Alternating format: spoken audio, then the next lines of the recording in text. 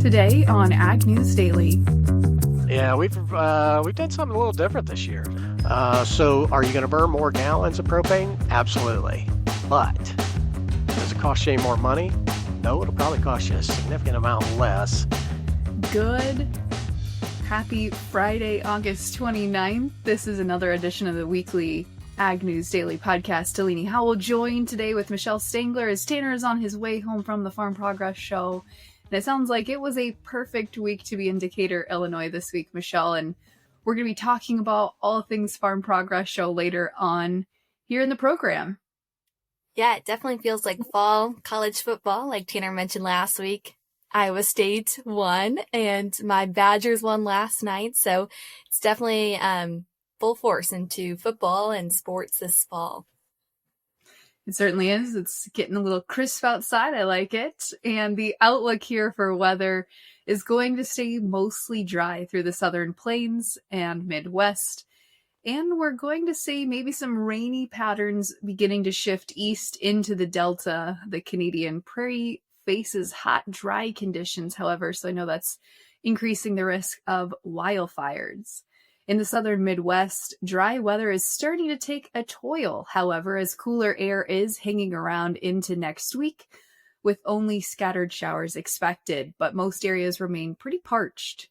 There is very little rain in the forecast for most of the Corn Belt for the next 2 weeks, with significant parts of the Mid-South, Delta, and Eastern Corn Belt entering a flash drought this late summer. And the crops are, of course, needing another drink to get to the finish line here this time of year. That lack of moisture is stressing crops, especially in the southern and eastern Corn Belt, where some yield losses are likely despite the milder temperatures. Meanwhile, the central and southern plains remain an active pattern. A stalled front has already brought scattered storms, with more expected before it shifts south. But beyond that, the rainfall looks limited for much of the Corn Belt over the next 2 weeks. The Delta and Eastern Corn Belt are already slipping into a flash drought, and with little chance of meaningful rain, crops will need a late season boost here to reach that finish line. Well, the USDA's latest crop condition report showed some progress this weekend average to the 5-year average. Corn is rated 71% good to excellent, unchanged from last week. Progress is near average, with 83% in the dough stage, 44% dented, and 7% mature. Soybeans, though, hold steady at 69% good to excellent, with 89% setting pods, both in line with the 5-year average. Winter wheat is near complete at 98% average for this time of the year, and spring wheat is 49% good to excellent, down 1% from last week, with 53% harvested, also near the seasonal norm. What will harvest look like? That's definitely a conversation these past few weeks with multiple reports. And we're probably maybe 3 to 4 weeks out from harvest here in central Iowa at the Grote Family Farms. We're having that conversation here at our household, I know for sure. And weather is going to be definitely the determining factor here. Thinking maybe we're going to have a wet harvest this year. Knock on wood, we don't necessarily want to see that, but that is maybe what we're thinking here as of right now. But the Midwest Annual Crop Tour, of course, wrapped up last week to really give us an indication of what they think yield might be as it's coming out of the fields. After analyzing crop data from the tour and other sources, Pro Farmer projects this year's corn crop at 16.2 billion bushels with an average yield of 182.7. That is significantly lower than what USDA put out on their August estimate, which was nearly 189. Crop tour leaders say conditions looked strong overall, but weather and disease remain risks heading into harvest. Chip Flory, who led the western leg of the tour, noted that both corn and soybeans have shown resilience, and he said that crops, quote, aren't without risk between now and the end of the kernel and pod fill, but both have done some heavy lifting to build good yields. For soybeans, Pro Farmer estimates production at 4.25 billion bushels, with a national yield of 53 bushels per acre, right in line to USDA's August estimate, which came in at a 53.6.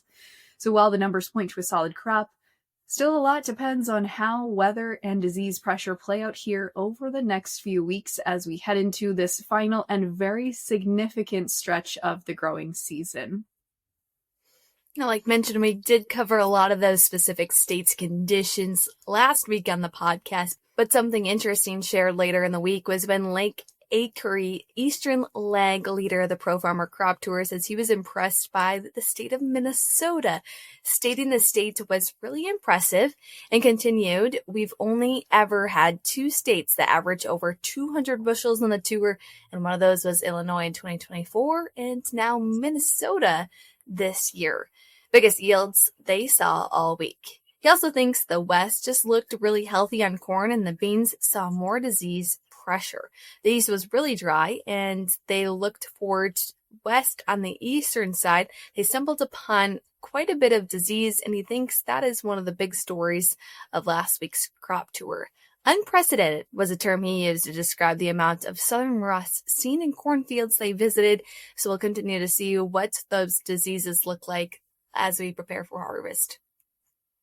And as we talked about with Arlen Suderman last week, a lot of that has already been factored into the market. So we're going to need to see some fresh news to see any sort of a last minute rally here heading into harvest season. But as we take a look here at some different headlines, the Department of Health and Human Services has confirmed for the first U.S. human case of New World Screwworm. While concerns have centered on potential harm to the cattle industry, Oklahoma State veterinarian Dr. Rod Hall says it is more likely to appear in people or pets than now in livestock, at least in the short term. It's something newsworthy we haven't shared on the podcast recently, Michelle. This case poses no risk to the farm sector, according to a USDA official on Tuesday, and currently there are no restrictions to move livestock. The patient, who lives in Maryland and had recently traveled to El Salvador, has fully recovered. State veterinarians were notified by local CDC last week, and health officials say there's no evidence of transmissions to other people, pet, or livestock at this time.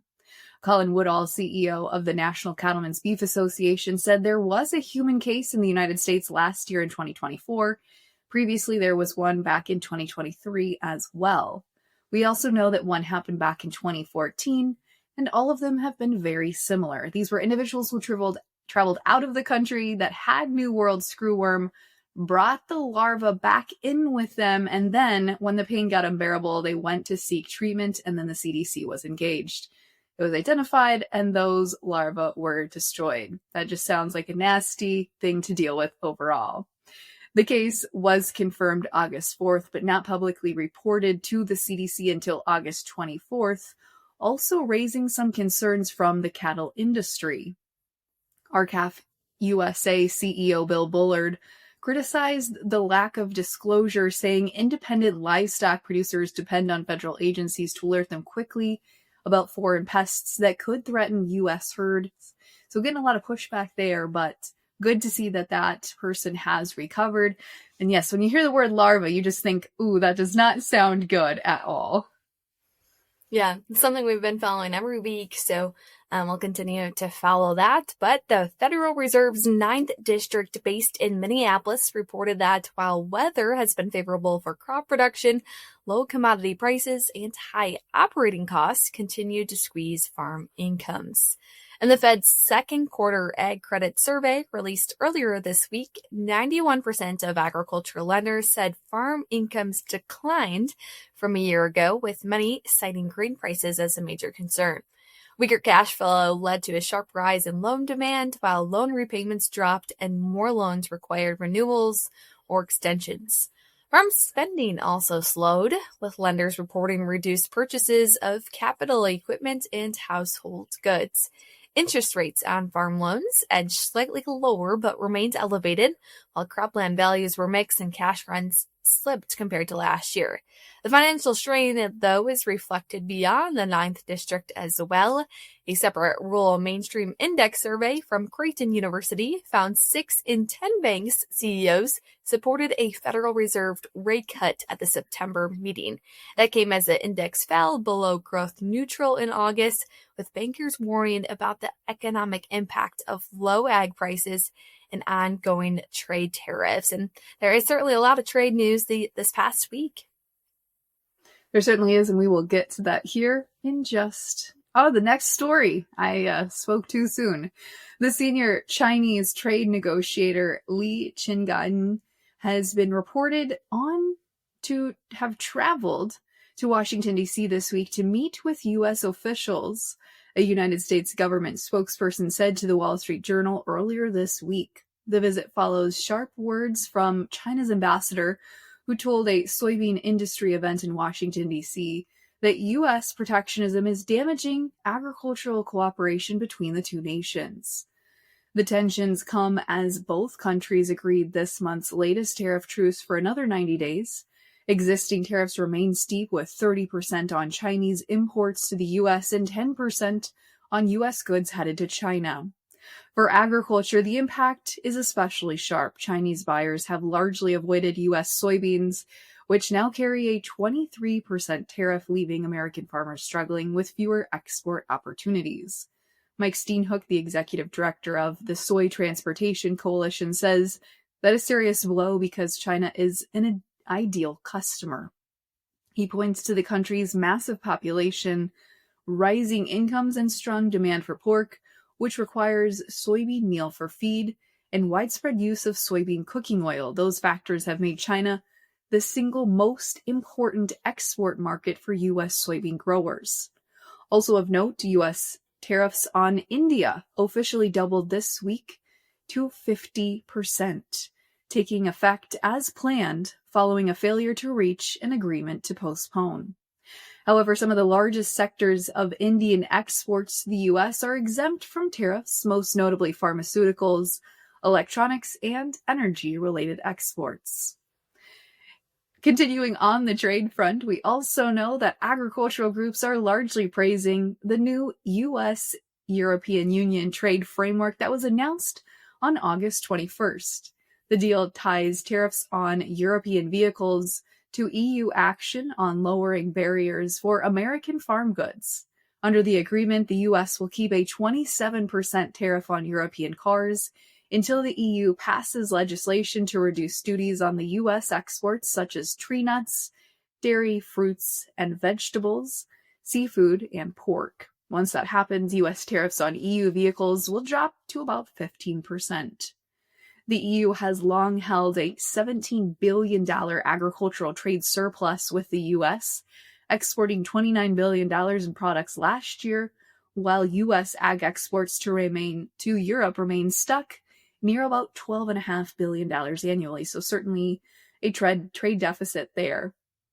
Dairy producers say Europe's protectionism has cost U.S. farmers billions, and the National Milk Producers Federation and the U.S. Dairy Export Council called the framework a long overdue step to tackle entrenched barriers, pointing to a $3 billion dairy trade deficit alone. Meat producers are also welcoming the framework. U.S. Meat Export Federation CEO Dan Hallstrom said the inclusion of pork and bison, along with commitments to streamline sanitary certifications, is encouraging. And National Pork Producers Council President Dwayne Steitler added that the specific mentions of pork show progress toward easing tariffs and non-tariff barriers in the U.S.-EU trade. So overall, some really positive sentiment there coming out from folks all across the ag industry. Well, in another piece of news, corn growers are stepping up efforts to combat rising mycotoxin risk by expanding the scope of a key research initiative. What was once the Aflatoxin Mitigation Center of Excellence will now be known as the Mycotoxin Mitigation Center of Excellence, as announced by the National Corn Growers Association late last week. The broadened focus goes beyond aflatoxin to include vomitoxin and other harmful compounds before they create a bigger problem for U.S. corn. Mycotoxins are toxic mold byproducts that can lead to rejected grain loads, reduced prices, and lost market access, costing corn growers an estimated $1 billion every year. The updated center will drive research into real-world field risk, testing methods, resistant traits, and management tools. It will also coordinate industry-wide strategies to protect the value of U.S. corn and invest in solutions across the supply chain. The National Corn Growers Association says the center will remain grower-led and research-driven, building on partnerships with the USDA, universities, and state corn groups.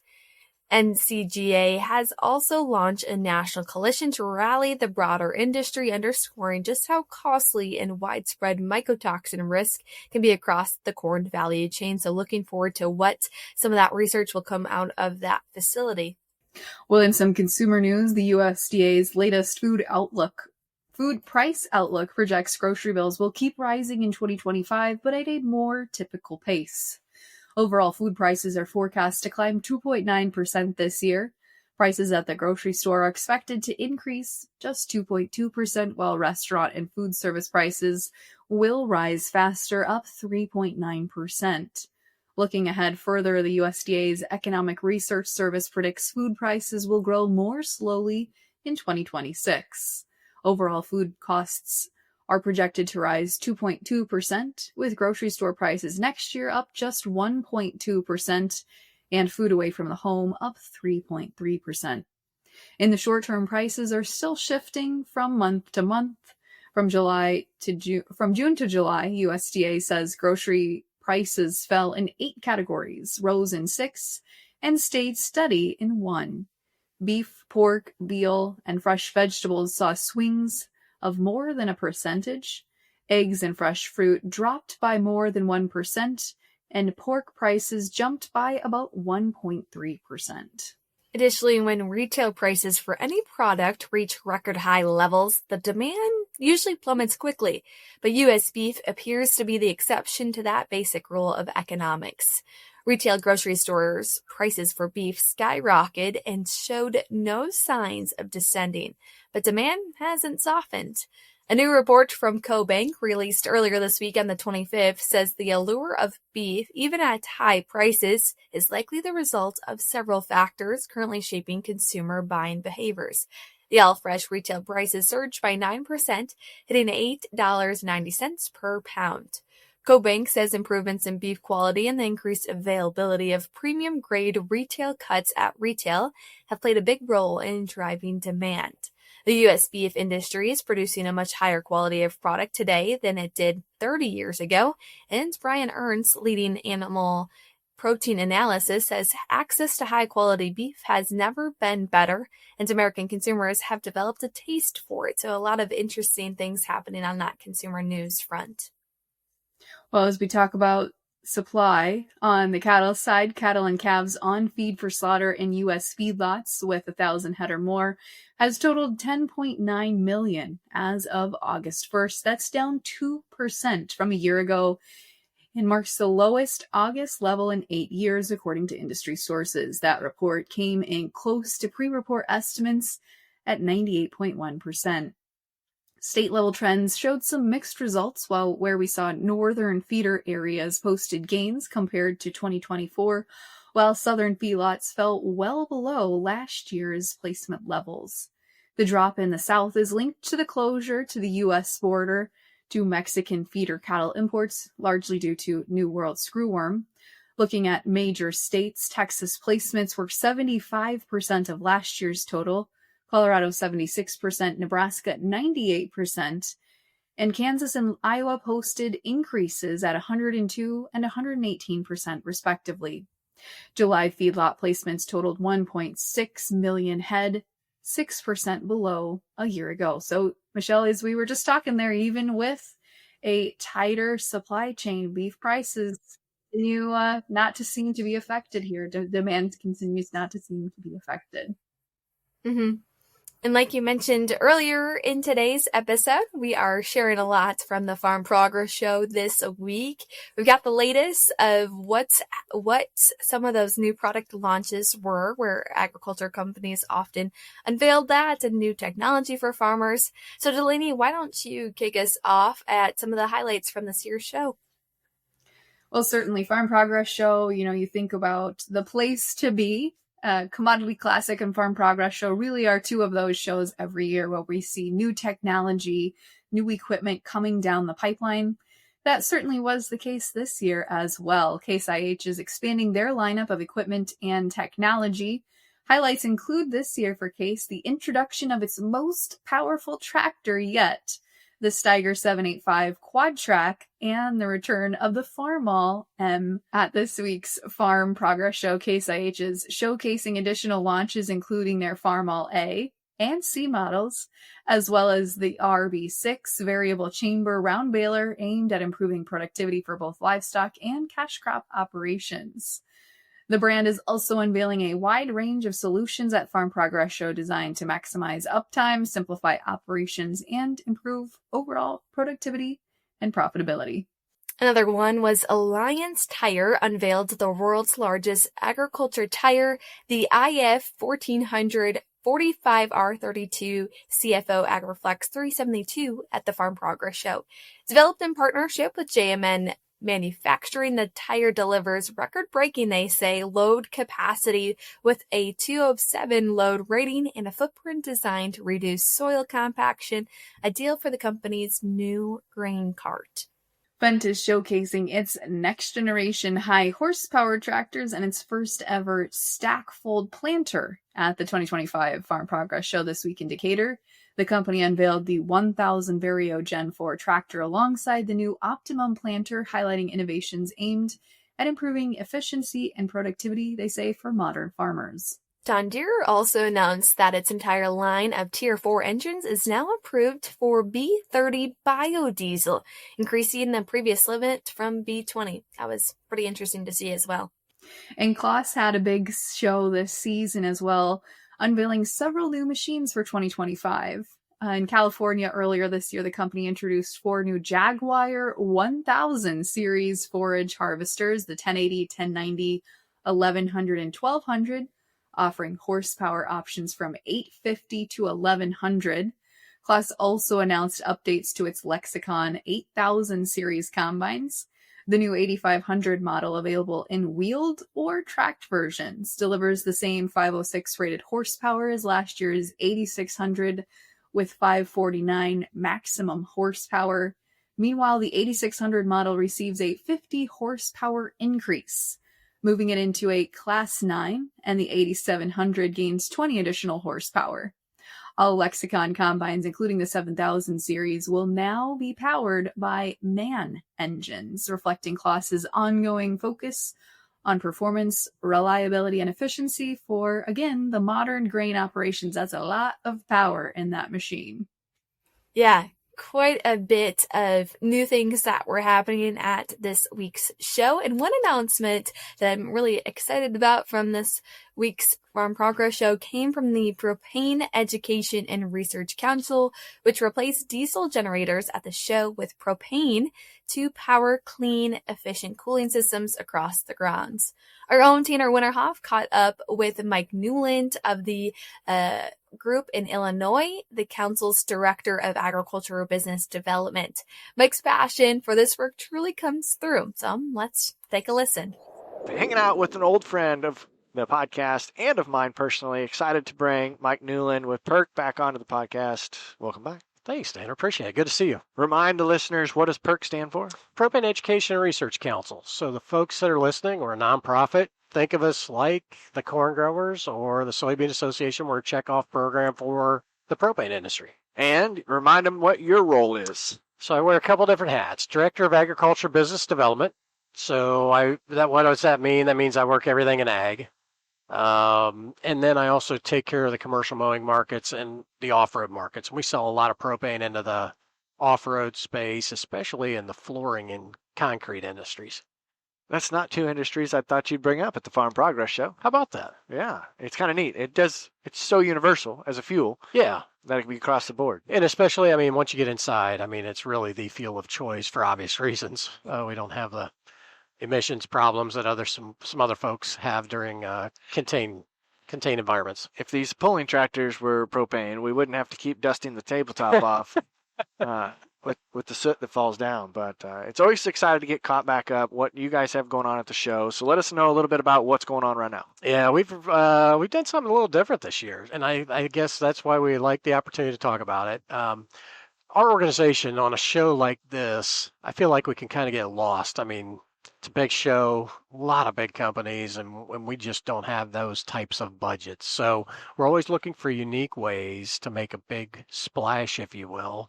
This year, I think we found something that makes sense for us and gives us good opportunity to talk about opportunities for ag professionals at home. So we're actually sponsoring and provided generators and fuel and propane tanks for the main stage area, which is where they do the daily live TV show from.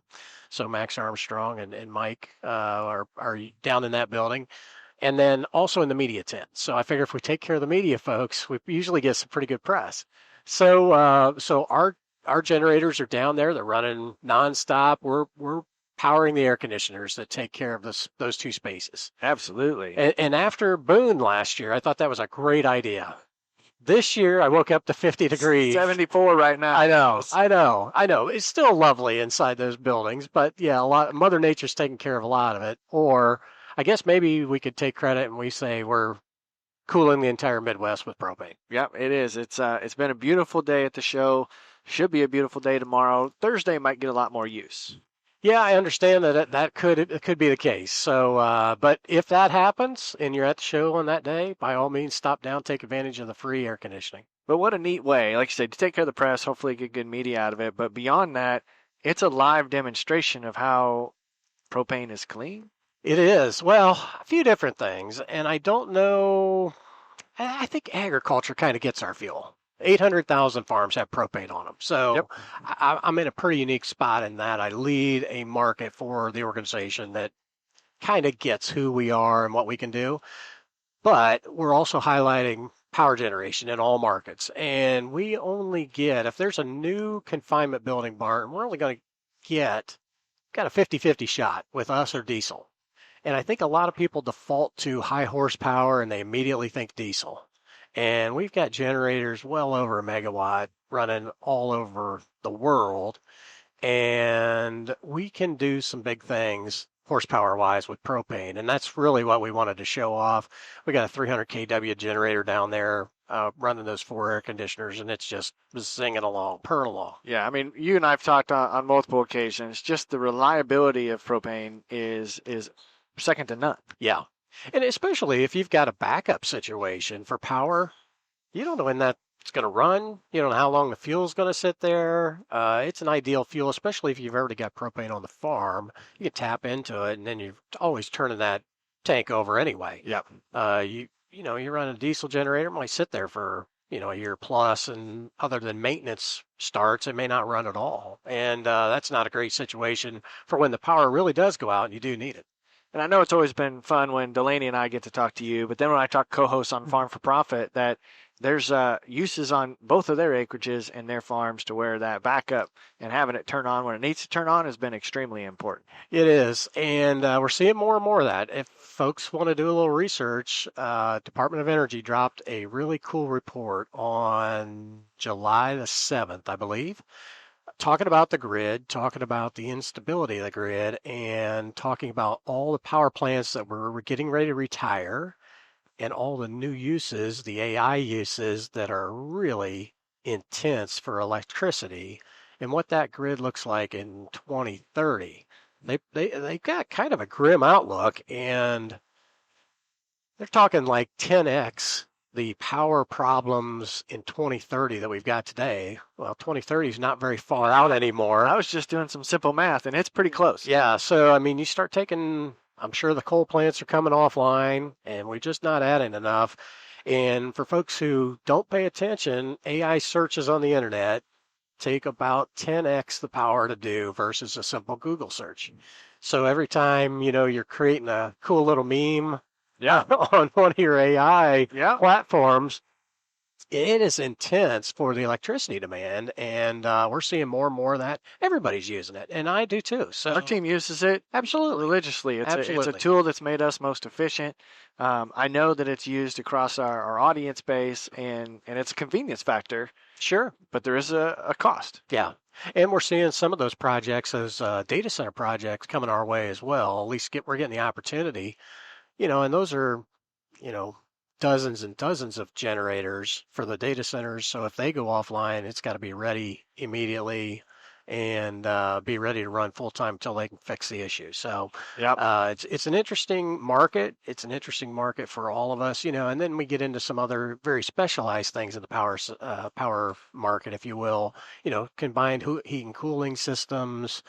So if you've got a high electrical demand on the farm, and you can also use that waste heat in an efficient way, we might have some really cool systems to talk to you about.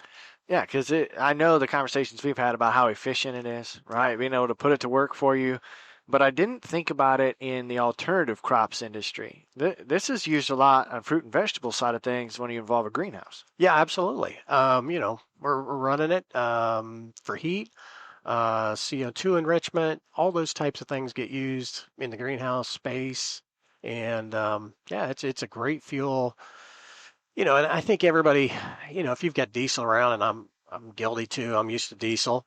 You think, we're giving up BTUs, and you are. It's not as dense of a fuel as diesel fuel. There's nothing else in the world like it. Diesel is really efficient. So are you going to burn more gallons of propane? Absolutely. But does it cost you any more money? No, it'll probably cost you a significant amount less. And the equipment, because we don't have dev systems, we don't have all the sensors, all those things that want to break and not allow that piece of equipment to run correctly aren't on a propane generator or a propane system in general. It's just such a flexible fuel source. Yeah. We've talked about the clean. Yep. I know I can't say the phrase I want to say, but it's clean and it's reliable. Yeah. There's just so many uses. I know we get to usually cross paths at Husker Harvest Days. It'll be a couple of weeks, probably within a week or so of this actually airing as an interview. And a lot of our irrigation friends are super happy for their propane power plants too. We sell hundreds of irrigation engines every single year on propane. It's, we're fairly small in market share in that space to electricity, except all those problems we just talked about and the cost of electricity. Everywhere I live in Ohio, Western Ohio, our rates are going up again. So I think it's the second time in 3.5 years our rates are going up. So we are no longer at a disadvantage to electricity. Even in the remote middle of the country where all of us live, who used to have cheap power, we no longer have cheap power, and it's never coming back. So I've told everybody that deals in agriculture and the propane industry, do not hesitate to stop on a farm that's got an electric pump on it, run an irrigation, and have a conversation, because I think we've got a better mousetrap for them. Yeah, it is. It's fun to see the demonstration. I can't wait to come by the media tent. We've been so busy today, I didn't even make it there. Yep. But I will make it a point to stop by. Please do. Yeah, and if I'm around, I'll take you on a quick little tour behind the fence and show you what we've got. I do want to give some credit, if it's okay. Absolutely. A couple of the people that have helped us with the demonstration, Evergreen FS here locally provided the tanks and the fuel for us, working with us on fuel. And a really cool company, Ohio-based. I'm not just saying that because they're Ohio-based, but Ed Parker at Ohio Temp Heat and Air probably has the best, most diverse fleet of propane generators in the country. So they brought those out for us just specifically for the show. Well, those are two very good shout outs. Appreciate that as always. If our listeners want to learn more about propane and the universal use it has, how do they do that? Go to propane.com. If you're interested in purchasing a new piece of equipment on the farm, by all means, check us out, especially because we've got a rebate program, propane.com/PFRP, the Propane Farm Research Program. Oh, that's perfect. I'm glad that you shared that. I didn't know about that, and so did our listeners. So thanks again for taking the time to share with us on Ag News Daily. Always appreciate catching up. Great seeing you. Thank you so much. Well, thanks again for Mike for sharing our time and for Tanner for sharing a lot of interviews. We're looking forward to adding those into our show these upcoming few weeks. But Delaney, what's happening with the markets this week? Absolutely. Well, we saw on Thursday, weekly export sales from the USDA showed the biggest week for the 2025-2026 soybean marketing year so far at 50.4 million bushels. However, soybean sales cumulatively now only total 266 million bushels. So in comparison, what does that number mean? We are down 28.3% from the same time last year. Or again, another comparison, 53.7% below the previous 5-year average pace for this time of year. Notably, due to a lack of Chinese buyers, there have been officially 0 bushels of soybeans sold to China at this point. And for context, we had previously sold 106 million bushels of soybeans to China at this point last year. On the other side of the sheet, 82.3 million bushels of corn sales, bringing our cumulative 25-26 marketing year total to 739 million bushels, double last year's pace at this time, and continuing to narrow the gap with 2021's record pace. Demand is strong on the corn side, now trailing by roughly just 20 million bushels, or about 2.7%. And what's more impressive is that 0 bushels again have been sold to China, who has been, again, a top buyer or driving the record pace 4 years ago that we saw. Instead, we're seeing massive demand from a wide range of trading partners, including Mexico, who was a top buyer this week, purchasing roughly 24.5 million bushels. Looking at supplies, the updated drought monitor this week showed 11% of U.S. soybeans are now experiencing some drought, up notably from 3% at the start of this month. And August, as we talked about earlier in the show, is one of the most important months for soybeans as they fill out pods here for this final stretch of the growing season. Will this be enough to see some sort of a final bump here in the marketing year? Time will only tell, but that is kind of a quick look at the headlines here as we wrap up today's show, Michelle. Definitely a lot of things happening in agriculture, but soon it'll be September. Any fun weekend plans?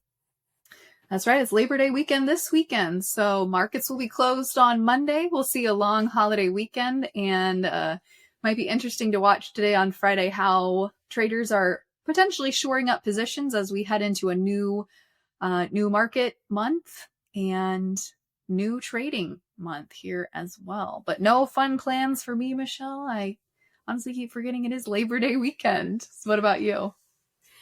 Well, I know that there are some county fairs wrapping up in Wisconsin, so might head to one, but just trying to relax with that Monday. So it definitely flies by. I can't believe we're now getting into fall.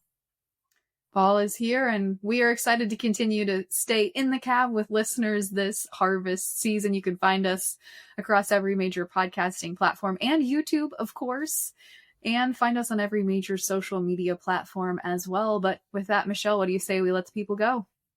Let's let them go.